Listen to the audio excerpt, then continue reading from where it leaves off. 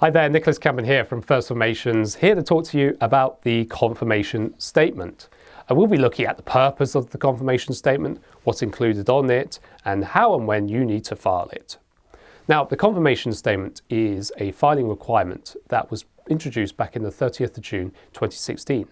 It replaced the old annual return, but it essentially serves the same purpose, albeit in a simplified format. Almost all companies and limited liability partnerships registered in the UK need to deliver a confirmation statement to Companies House at least once every 12 months, even if the business is dormant.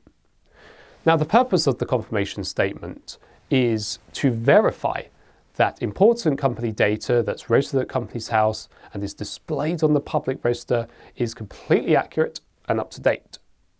If any information held on record is inaccurate or out of date, when the confirmation statement is due, then the company needs to update this data using the relevant form before delivering the confirmation statement. The confirmation statement itself is much more straightforward than the annual return ever was, because there's no need to enter previously filed information if there have been no changes in the 12 months prior. That means if your company details are all exactly the same, and if you don't have any other changes that you need to report, all you need to do is check and confirm the information held on the public record, and then submit the statement. Now, to complete a confirmation statement, companies are required to check the information registered at Companies House and confirm that it is accurate and up to date. And the sort of data that you would have to check and confirm will include information about the location of the company's statutory records, standard industrial classification codes, information about the directors and shareholders, and even the persons of significant control. But of course, just like the annual return, it is possible that certain changes to your company also can be reported on the confirmation statement. It's not just a declaration. Now, the sort of information that is reported on the confirmation statement will include information like the SIC codes, like the shareholder details, but also the paid up capital of the shares. All other information, like amendments to officers' details or registered office address, needs to be reported separately using the relevant Companies House forms. You will need to file these forms and update the required information prior to filing your confirmation statement.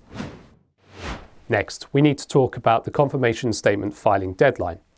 So the confirmation statement needs to be filed, as we discussed, at least once every 12 months. The date of your confirmation statement needs to be the made up to date, which is called itself the made up to date. This is the date on which you confirm all the information held on the public record is correct, and it falls on the anniversary of the company's formation or the anniversary of the made up to date of your last confirmation statement.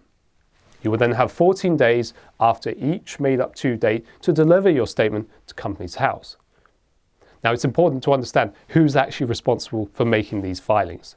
The directors, company secretaries, and designated LLP members, if you're a limited liability partnership, are legally responsible for ensuring that the confirmation statement is delivered safely to Companies House. Failure to file the confirmation statement is a criminal offence, and it can have serious consequences. The registrar may take steps to strike the company off the register, and the company officers may themselves face personal prosecution, essentially for failing to maintain their legal duties.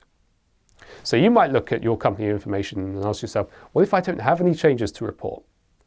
If your company details are exactly the same from when you filed your confirmation statement last year, you still need to file a confirmation statement to check and confirm that the company details on the public record are correct.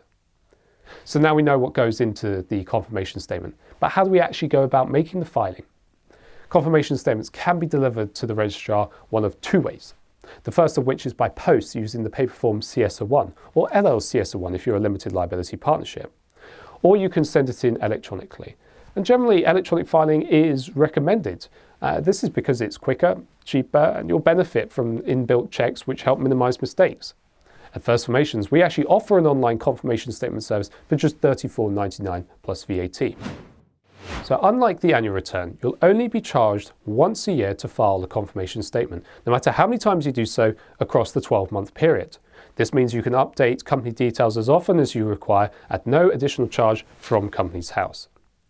Now, an often made mistake is to confuse the annual accounts with the confirmation statement. These two filings may sound very similar, but they are completely different. Both are generally annual requirements, but that is where the similarities end.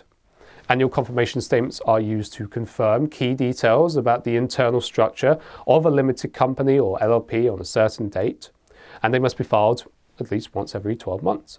But annual accounts show the financial performance and activity of a company over the course of the previous year. A copy of this needs to be submitted to Companies House, as well as HMRC, as well as its own members. Don't get the two confused, because failing to file your annual accounts can incur different and often more severe penalties. Now, we've talked about how confirmation statements work whilst you're trading. And we mentioned earlier that all companies need to file a confirmation statement. So essentially, even a dormant company does need to file one. That's because even with a company that isn't trading, certain details about the internal structure may change. That's why, even if you're dormant, you must confirm the correct information is held at Companies House and it is displayed on the public register. When your company is dormant, you might not actually instinctively think to make these filings. So what happens for anybody who forgets to file a confirmation statement? If you forget to file a confirmation statement by the deadline, you should file it as soon as possible. While there aren't any automatic statutory fines for late delivery, it is a criminal offence if you simply don't file one at all. Send it in as soon as you remember to avoid facing any negative consequences for yourself and your company. If you fail to deliver one at all, your company could be struck off, simply because Companies House will presume this company is no longer required.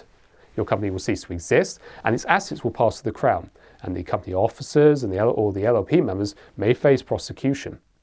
Fortunately, Companies House will send a reminder to your registered office in advance of your filing deadline. This will explain everything. If you haven't already done so, we would also recommend you sign up for email reminders in case you forget about your filing deadlines. And that's it. So in today's video, we've looked at what the confirmation statement is, what it needs to include, how to file it, and indeed what happens if you forget. If you've got any questions about confirmation statements or other company secretarial or company formation matters, leave a comment. Don't forget to like this video and subscribe to our channel if you'd like to receive more videos just like this one. We'll see you next time. Cheerio.